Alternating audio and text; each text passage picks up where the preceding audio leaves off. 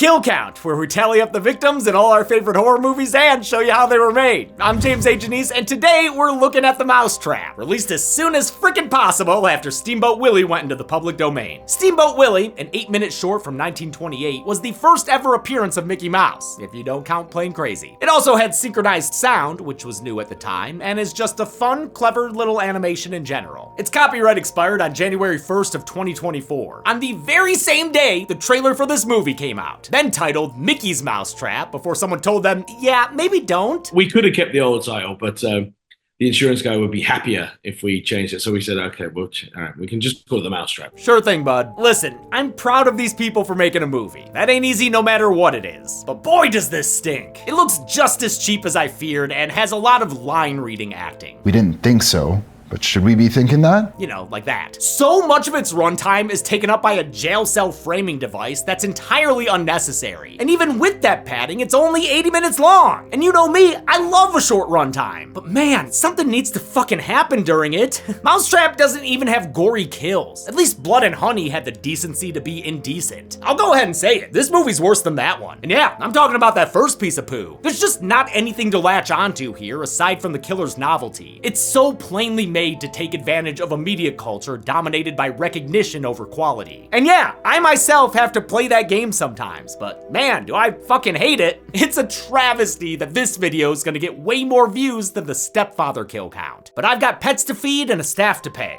Oh, speaking of which, here's our sponsor. Welcome. I guess you all know this little fella here. It's an old partnership.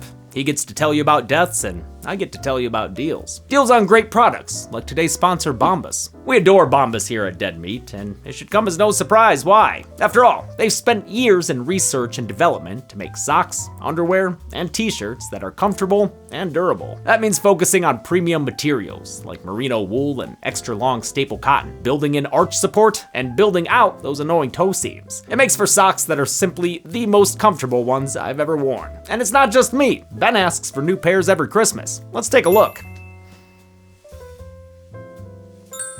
That's what we call a dramatized reenactment, but it is true. Those are all socks he asked for and got. Thanks, Ben's mom. But our love for Bombas goes beyond the quality of their products, because Bombas is a purpose-driven brand. They started with the goal to help those in need, and they've followed through, donating over 100 million of the top 3 most requested items in homeless shelters: socks, underwear, and t-shirts, with every purchase equaling a donation. That's right, with Bombas, you can feel good and do good, knowing that your purchase is helping those in need. And new customers can get 20% off their first purchase. Just go to bombas.com/deadmeat and use code deadmeat20 at checkout. Now, how about I let you get back to our old friend here?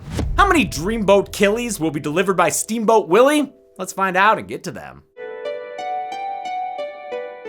The movie begins with a Star Wars crawl. What is this, an internet video from 2003? It humorously, big air quotes there, addresses the whole copyright situation, both for its mousy murderer and these very titles. Could be a funny bit, but it goes on for an entire minute and a half. I mean, eventually, you gotta do something original, movie. It's Friday the 13th of March. Oh, come on! 2 detectives are recording an interview with Rebecca after she survived some kind of massacre. It's put her in quite the pickle. But you're not leaving that cell without telling us what happened and who the killer was. Or we're charging you for the multiple murders. Becca, please just tell your story so we can get away from this scene and its acting. We mercifully cut to opening credits, where we get to enjoy an actually good theme by Darren Morsey. I dig how dark and percussive it is. It's like a nightmare score for the original animation.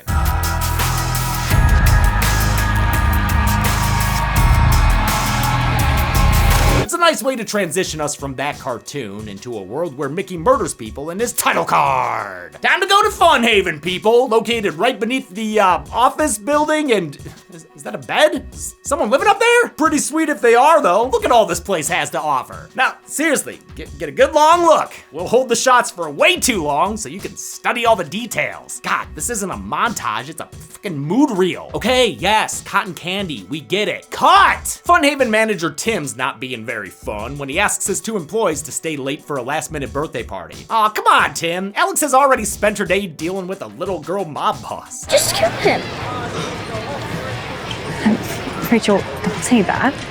I don't want to say, just do it. Look at that little power walk away. Alex is at least happy to get the double time and figures that, wait, what the fuck? We're already back at this thing? I thought it'd be like an opening and ending framing device, but instead we're checking in with it like we're trying to earn miles. Just to give an example of how fucking useless these scenes are, in this one, we learn manager Tim went missing. Hey, guess what we're about to watch on our own? Yep, it's what happened to Tim. He poured himself a drink and cracked into his Mickey shrine. Wait, is this in the Funhaven office or a room in his house? Does he have a Mickey theater in his home? I mean, I'd respect it. But suddenly, it seems like Mickey has slipped him a Mickey. I can see you.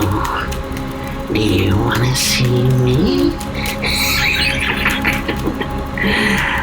Do you want to see what I see? Well, I'll tell you what I see. Some questionable cleaning skills from Jaina. She'd rather be getting the D than doing this shit, so she takes off, leaving Alex alone to, what? Be in another montage? Are you serious? Please, movie, you gotta speed things up. I mean, you are literally on a racing bike here. How about we just move on to, wait, no, you're fucking kidding me. Help us with something. No, help me with something, dude. Stop interrupting the movie before anything fucking happens. I just can't waste time talking about this cop plot. I'm gonna ignore it until I can't anymore, okay? Actually, wait. I can't ignore that they put her in, like, what? Is she in Hannibal Lecter's cell? Why is she being held in a dungeon? All right, for real though, these scenes can fuck off. Alone, Alex hears the whistling that preceded about $50 billion in box office. Jaina? Jaina on her way to get that D, like. She sees old Mickey Willie standing there in front of fog, scaring her away until she runs into her friends. They're the party that rented this place to give Alex a surprise early birthday party. Aw, that's pretty nice. There are a bunch of goobers here, and I honestly don't know most of them, but hey, it's Rebecca from the opening, so she's here, and we'll survive, I guess. This whole thing was put together by introvert Marcus, a guy who's been crushing on Alex since their possibly joint birthday. On our 8th birthday, you said we'd have all our birthdays here? I love that you remember that. Okay, points for Marcus. How about Ryan, the hockey guy also crushing on Alex? You know, the guy who makes Marcus look like angry video game nerd. Tell us about yourself, Ryan. What can I say, man? I like to party, all right? Oh yeah? You should meet my friend. Party! Party! Want to party? Frankenhooker, coming to the kill count in November. The other partygoers are extremely forgettable, or mistakable. Why are there two tall dudes with 90s hair? I can't tell these guys apart. It helps when they start splitting off to get killed. Of course, starting with the horny couple, Juicy Couture Jackie and Paul, who sounds like he's a bad dog. Paul will literally put anything in his mouth. Can't be leaving food out around him or nothing. Oh, also, this movie has a character say this. And he's dead. What? Like if he was in a horror movie, you'd never say, I'll be right back, because then you don't. Listen, I know 1996 was a while ago now, but Scream hasn't fallen into the public domain yet, so why don't you stay in your lane, Mickey's Crap House? They double dip in the cringe meta when the movie comments on some schlocky scenes. Wait, is this some terrible subplot of a 90s slasher film? Shut up, framing device. I'm not even talking to you. Basically, Alex tells Marcus that he should make a move, and he does so by treating her to an array of sour candies. She feasts like she were on hot ones. But yeah, you did good. That one has some kick. Ryan, meanwhile, has a harder time making progress with her. We were kids back then, but now your body, so tight. Okay. Anyway, the horny ones try to fuck in a jungle gym, because I know I love fooling around in kids' sweat and drool. Although I will give props to that dude for his They Live tattoo. Feels like it matches some of the signs in this place. But the Mickey killer doesn't like John Carpenter's social commentary, so he attacks the Hornsters and the movie cuts to black. Mickey is played by Simon Phillips, who also plays Tim. So what, did Tim go crazy and is in fact the killer? I don't know. Phillips would be the guy to ask, since he also wrote the script. The only thing I wanted from it was I want to play Mickey Mouse. Like, I'm going to be the guy in the mask. Okay, but why have the goatees sticking out of the mask? It looks like a hairy little tongue. Ugh. Phillips worked with frequent collaborator Jamie Bailey, who shot, directed, and edited the film. The budget was $800,000, which still feels like too much, but I guess most of it went to the actors and the location. Funhaven is a real amusement center in Ottawa. Eventually, the kids find themselves locked inside the funhouse. Fucking Danny. It's Danny, isn't it? Wait, which one is Danny? Oh, it's other hair guy. Hoodie hair, not hockey hair. The hair boys split up and Ryan heads to the jungle gym where he finds Mickey and congratulates him on having a good costume. Then it cuts to Rebecca also coming across Mickey. Not funny, Paul. Wait, you think that's Paul? Do you not pay attention to your friend's like general build? Mickey approaches her and get this, fucking teleports around to slash at her with a knife. I'm not joking. Luckily, the power of flashing lights happens to be his weakness, so he runs away. I think we just learned the sound that Mickey fears most. Now Mickey's found by, blonde girl 1, whom he splashes in the face with his knife blood. Gonna get ya! Actually, he doesn't, and she tells Alex what she saw, so she heads to the office, where, wouldn't you know it, Steamboat Willie's playing on the monitor. Little fucker's on the phone, too. Go find your friends so that we can all play a game of hide and seek. First, though, Mickey's gonna go visit the bar we're told is next door. Even though, look at these places. One looks like it's downtown, the other's probably in the middle of a sprawling suburb. Ryan's hockey team is hanging out here. They plan to beat up Marcus for liking Alex, since Ryan wants to get with her. They assume it's Marcus in the Mickey mask when he shows up, and prepare to beat him up right then and there. Think this is a joke? This fucking guy. This fucking guy. If these dudes had gloves to throw down, they would, because before you know it, a brawl's broken out. Except it's not much to look at, because this is all the footage we have for these turds getting killed. Oh my god. That's what I mean about this movie being disappointing. The kills aren't just bad, they barely exist. Like how the horny couple just disappear. I mean, sure, the other kids eventually find their bodies, so let me add them to the kill count right now. But even that doesn't make it clear to everyone. Are they dead? Yeah, Maria, they look pretty fucking dead. They start assuming Ryan's done this, though I'm not sure why. I can't protect you if I'm not your boyfriend. Protect me from what, Ryan? You'll see. Oh, right, because of that super creepy threatening thing he said earlier. And I guess the fact that he's also wearing a hockey jersey. I love their total lack of logo or like design. I'm sorry, weren't there like other characters? Oh yeah, Danny Hairboy. He wanders onto a roller coaster cart and passes out. That gives Mickey the chance to start her up and wave his mittens as the high boy flies by. I'm way too high for this. After he gets him good and sick, he disappears again? Wait, why the fuck did we even have that scene? This movie's so bad at even being a simple slasher. And it sounds like it doesn't even like horror films. Haven't you seen any horror film ever? No, Marcus, I have a sex life. Meanwhile, Blonde Girl 2 is taking this time to slip on the old VR helmet and oh, holy shit, these graphics are actually pretty dope. Why is this fake game the best effects in the movie? Mickey wants to check him out too, so he teleports in front of and away from her a few times. You know, just to like mess with her a little. Danny stumbles upon Becca in the laser tag arena, where she's been this whole time, even though she's telling the cops about these other scenes. So how did you know what was Because the office had CCTV and I saw it from there. You're in laser tag. I was there before. I went after. You are making this too complicated, movie, when the simpler thing to do is just not have her telling the story like this were Princess Bride. Officer Fred Savage ain't adding anything. I was not surprised to learn that they didn't spend a lot of time revising the script. The first idea that we had was the idea that we made. Oh, you don't say. We're not hoping to get Oscar nominations out of this. Sir, there are multiverses of space between an Oscar quality film and this. Mickey's suddenly blocking them from leaving through the front door. Marcus doesn't like it. He moves quick. Too quick. And hey, since nothing fucking happens in this movie, it's a short episode, so I've got time to theorize about a single line here. This one here. Okay, this is stressful. Sudoku, let's be less cryptic. Now, what the fuck did she say there? Because not even the subtitles know. Okay, this is stressful. Sudoku, let's be less cryptic. I think it sounds like Sudoku, doesn't it? Sudoku, Sudoku, Sudoku, Sudoku. So my guess is the line was Sadako, like the creepy girl from Ring. But maybe the actress didn't know who that was and said Sudoku, like the numbers puzzle instead. Okay, this is stressful. Sudoku, let's be less cryptic. It doesn't make sense for her to be referencing a Japanese horror character anyway, because remember? Haven't you seen any horror film ever? No, Marcus, I have a sex life. Dog, she ain't gonna know Sadako. She too busy riding that beef bus.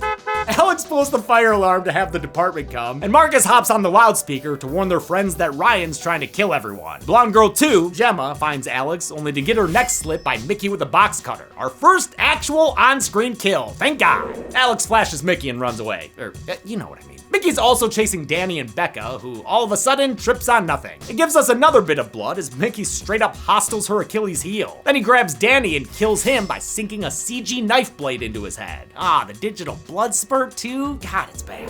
The surviving kids realize that Mickey's moving so fast, he must be teleporting. A guy dressed as Mickey Mouse is killing us. Teleportation is still very much on the table. Why? Alex's coworker Jaina finally gets back from her dick detour, but before she can get inside, Mickey appears behind her and stabs her in the back, giving us a classic blood spit up. Then he stabs her in the chest for good measure. Wow, look at this guy. Got a regular ghost face on our hands here, huh? Or maybe he's more like Art the Clown. You wanna kill me? Rabbit, run. Oh, with a splash of Otis from House of a Thousand Corpses. Run, rabbit, run, rabbit. Ryan's here now, meaning he's probably not Mickey, especially since he's not bothered when Alex pretends to be working at Halloween Horror Nights. Ryan thinks it's one of his goons gone wild, and he tries to talk Mickey down when he suddenly reappears. Doesn't work. Mouser clocks him with a monkey wrench, and apparently the flashing light thing's done working out too. Marcus pulls a Sting to save the day with a baseball bat, and they trap Mickey under a chair and flash his eyeballs until he sounds like me yelling at the movie. The flashing light keeps him from teleporting. Oh, okay. But Mickey knocks it out of their hands, so he's able to get away. They make a plan to trap him so they can kill him once and for all. A game of cat and mouse.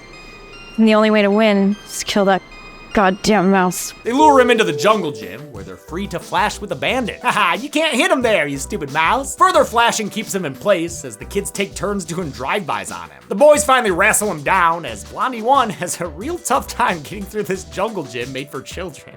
Look at her back there. But then the mouse laughs and straight up disappears. Where'd he go? He's gone. He's not coming back. Wait, really? That's how it ends for him? Are you sure, Alex? He's not coming back.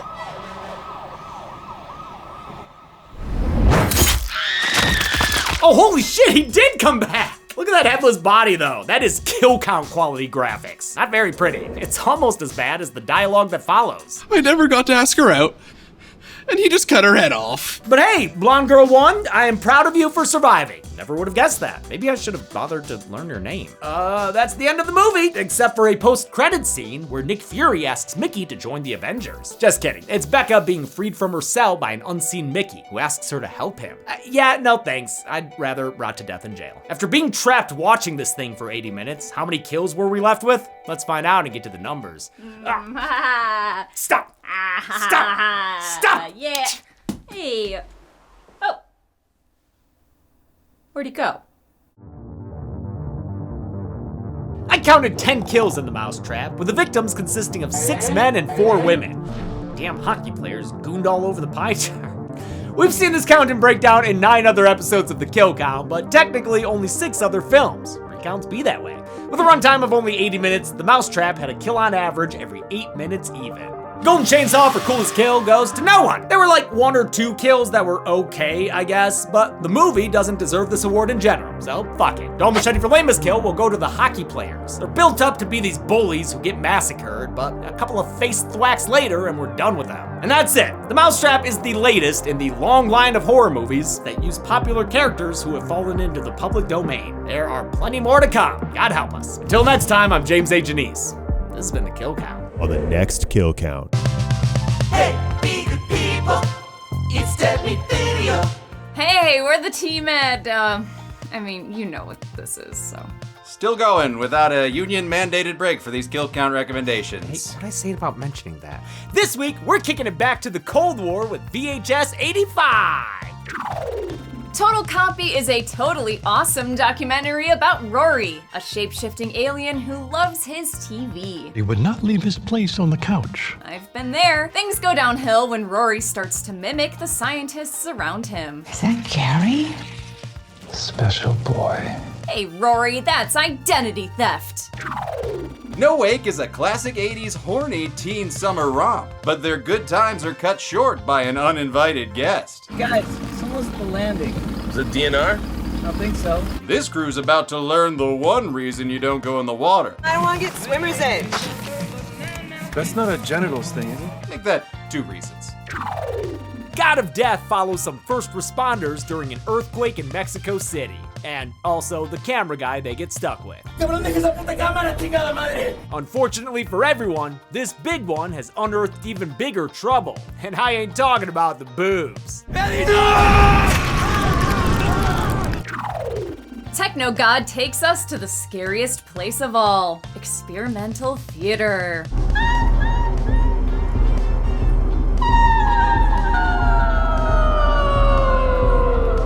Tonight's show will try to summon the new god of technology, but its VR star is itching to go off script. Ambrosia takes place at the Wrigley family reunion. How wholesome! That still freaks me out. But this shady Brady bunch has a family tradition you won't believe. To the 7. To the 7. Oh wait, is this a Fortnite thing? Dreamkill is a grungy detective story from the creators of Sinister and the Black Phone. It follows a hard-boiled cop on the trail of some live leak-worthy home videos. Only problem? These snuff films show murders that haven't even happened yet. Spoiler alert! Some homemade Michael Myers Friday the 13th Texas Chainsaw nonsense. So this week, brush up on your Reaganomics. And trickle on down to VHS 85. Then on Friday, tear down that wall between you and watching the kill counts only on Dead Meat. Wow, that's disgusting. Should my kid be watching this? Yeah, Dead Meat video. VHS 85 can currently be watched on the pictured streaming platforms. Dead Meat always recommends you watch the movie for yourself before its kill count. It's the only way to have your own properly informed opinion. Kill counts are never meant to replace the experience of watching a film. Hey everybody, thanks a lot for watching this kill count on The Mousetrap. I picked this one to cover in October because I feel like a lot of people are probably gonna watch this episode. So come on down to the horror channel to watch the video about the crappy horror movie. There's apparently going to be a Steamboat Willie inspired horror game called Infestation 88. That's from game studio Nightmare Forge Games. And if you thought there was another Steamboat Willie horror movie, you're correct. Screamboat is coming out, I think, in January, and that's by Stephen Lamorte. He's the guy who did The Mean One, the Grinch horror movie. And that one, like The Mean One, stars David Howard Thornton. Yes, Art the Clown will be playing Steamboat Willie. I think that one actually takes place on a boat, though. So at least they didn't rush that one as much as they fucking clearly did this one. Anyway, I hope you're having a good spooky month. Hope I am too. I filmed this, like, over a month ago. Thanks, everyone. Be good people.